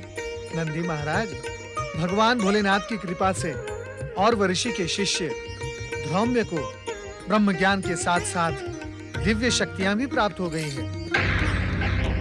ब्रह्म ज्ञानी ध्रौम्य ने ही बताया कि स्वयं भगवान भोलेनाथ ने उसे कपोत योनि से मुक्ति देते हुए ब्रह्म ज्ञान का अमर आशीर्वाद हिमालय पर्वत में स्थित अमरनाथ गुफा में प्रदान किया था। अपनी दिव्य दृष्टि से हमने जिस शिव निर्मित पवित्र शिवलिंग के दर्शन किए थे, वो निश्चित ही हिमालय पर्वत के पश्चिमी भाग में स्थित अमरनाथ गुफा ही है। वहीं हम सभी की भगवान भोलेनाथ तथा देवी पार्वती दोनों के दर्शनों की मनोकामना पूर्ण होगी। भगवान भोलेनाथ तथा माता पार्वती की जय। भगवान भोलेनाथ तथा माता पार्वती की जय। चलो अमरनाथ।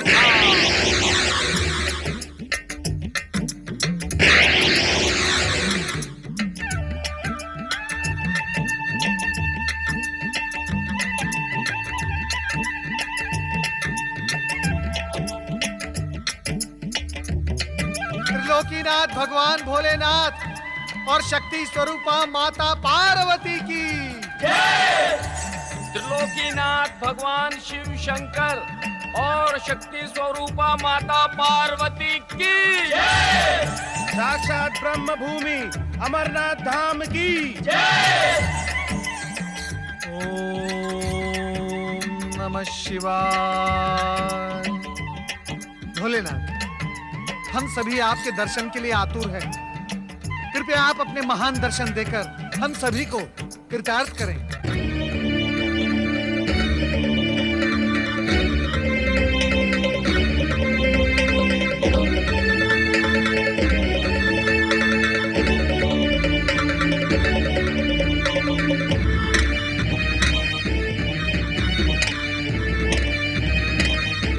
यह हमारा सौभाग्य ही है माधव, क्या आपके इस पवित्र ब्रह्म भूमि के दर्शनों का अवसर हमें प्राप्त हुआ।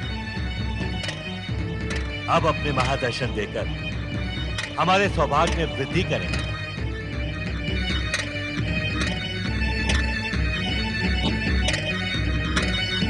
आने वाले भविष्य में ब्रह्म भूमि का ये स्थान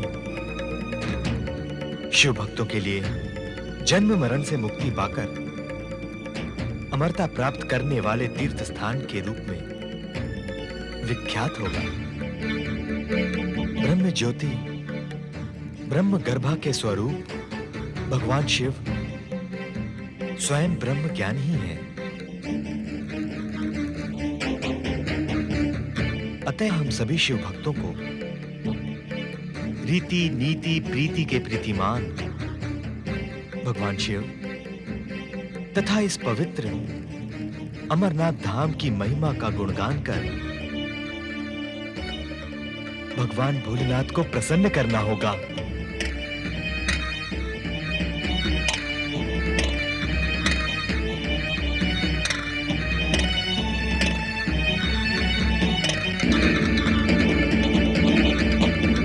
आने वाले भविष्य में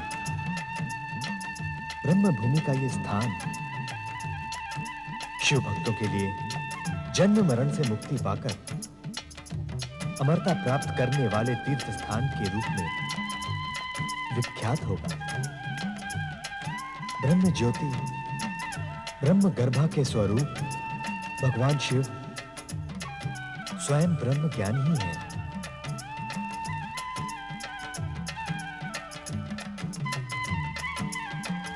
अतः हम सभी शिव भक्तों को रीति नीति प्रीति के प्रीतिमान भगवान शिव तथा इस पवित्र अमरनाथ धाम की महिमा का गुणगान कर भगवान भोलेनाथ को प्रसन्न करना होगा।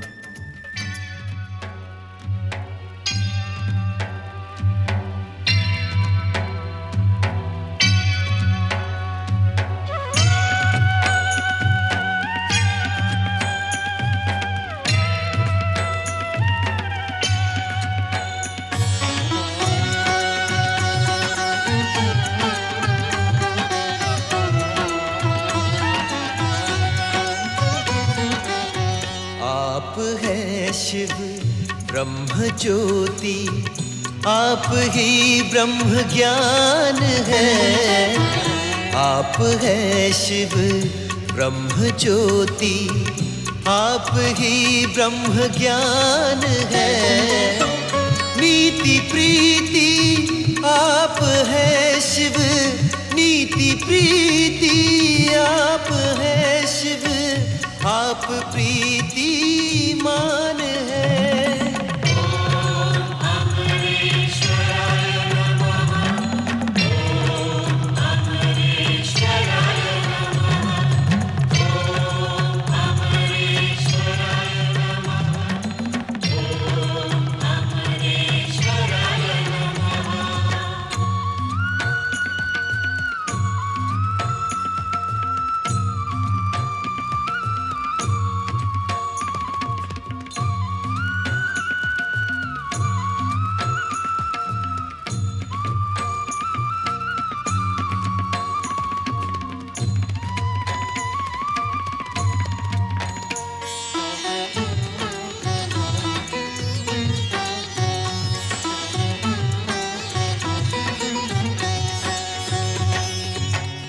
जप तप शिव आप से है, रिद्धि सिद्धि आप से। नाद स्वर है आप ही से, मन की शुद्धि आप से।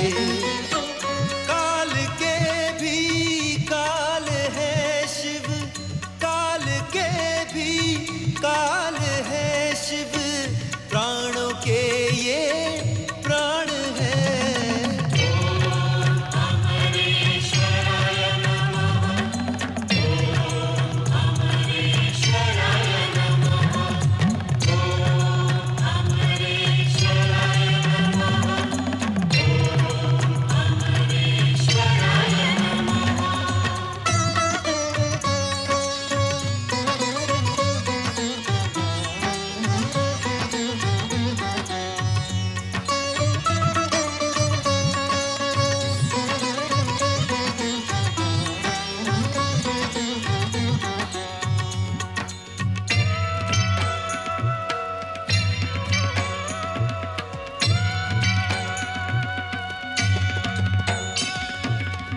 अमरनाथ शिव आप ही हैं, एक बंधु आप हैं। हर एक प्राणी प्यासी धारा, कृपा सिंधु आप हैं। परम पिता है आप ही शिव, परम पिता है आप ही शिव, हम सभी संतान हैं।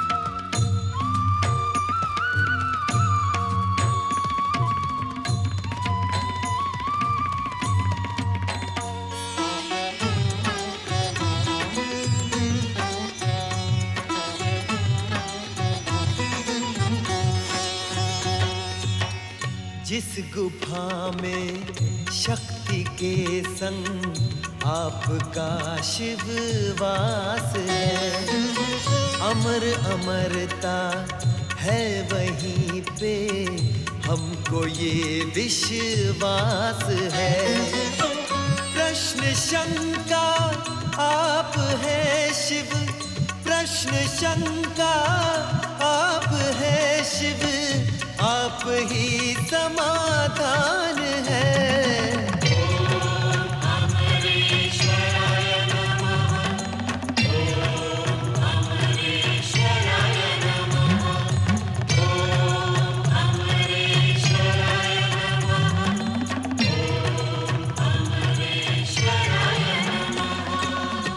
आप है शिव ब्रह्म ज्योति, आप ही ब्रह्म ज्ञान है।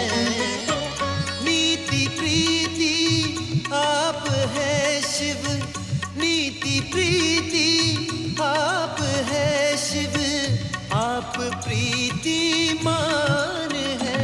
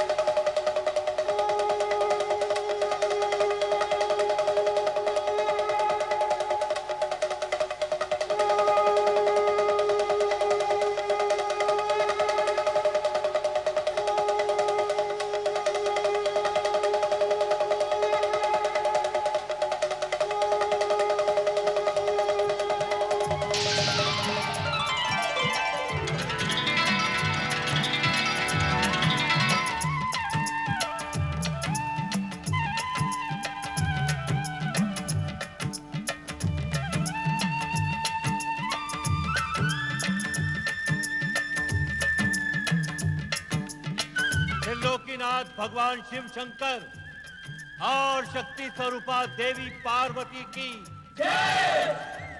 साक्षात ब्रह्म भूमि अमरनाथ धाम की जय। देवियों, आप सभी ने अपनी अपनी श्रद्धा एवं मनोकामना के अनुसार ब्रह्म ज्ञान पाने का प्रयत्न किया। साथ ही अपनी पात्रता को लेकर अनेक प्रश्न उठाए, परंतु जगत पालक श्री हरि विष्णु ने जो कुछ कहा वही परम सत्य है।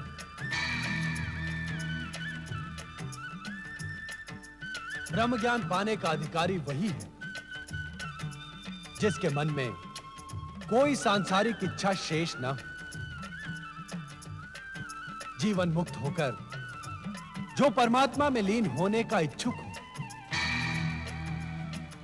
जिसके जीवन का एकमात्र उद्देश्य शिव तत्व की प्राप्ति हो। महादेव जी, यदि धन और समृद्धि की देवी लक्ष्मी ब्रह्म ज्ञान में लीन हो जाएंगी तो संसार में दरिद्रता छा जाएगी, और यदि कला और विद्या की देवी सरस्वती ब्रह्म ज्ञान को सर्वोपरि स्थान देंगी तो कलाकार और विद्वान निष्क्रिय हो जाएंगे। हम सभी का प्रथम और अंतिम कर्तव्य है संसार का कल्याण, सांसारिक जीवों में धार्मिक जीवन व्यतीत करने की भावना का विकास तथा सदाचारी, सत्यनिष्ठ, जीव मात्र से प्रेम करने वाले व्यक्ति को प्रोत्साहित करना। हमारा सदैव अपने व्यक्तिगत स्वार्थ को परित्याग करना ही उचित होगा। ब्रह्मज्ञानी होकर आप सभी अपने कार्य से विमुख हो जाएंगे। क्या लोकहित और समाज कल्याण के लिए ये उचित होगा। ब्रह्म ज्ञान प्रदान करने का अधिकार मात्र हमारे पास सुरक्षित है, किंतु स्थिति स्पष्ट होने पर आप स्वयं निर्णय करें कि आप क्या कहने की इच्छुक हैं। हमें क्षमा कर दें भुवनेश्वर। व्यक्तिगत हित को साध कर हम अपने कर्म से विमुख हो गई थी। क्षमा की आवश्यकता नहीं है देवी, आपको सचेत करना ही हमारा उद्देश्य था। त्रिलोकीनाथ भगवान भोलेनाथ और शक्ति स्वरूपा माता पार्वती की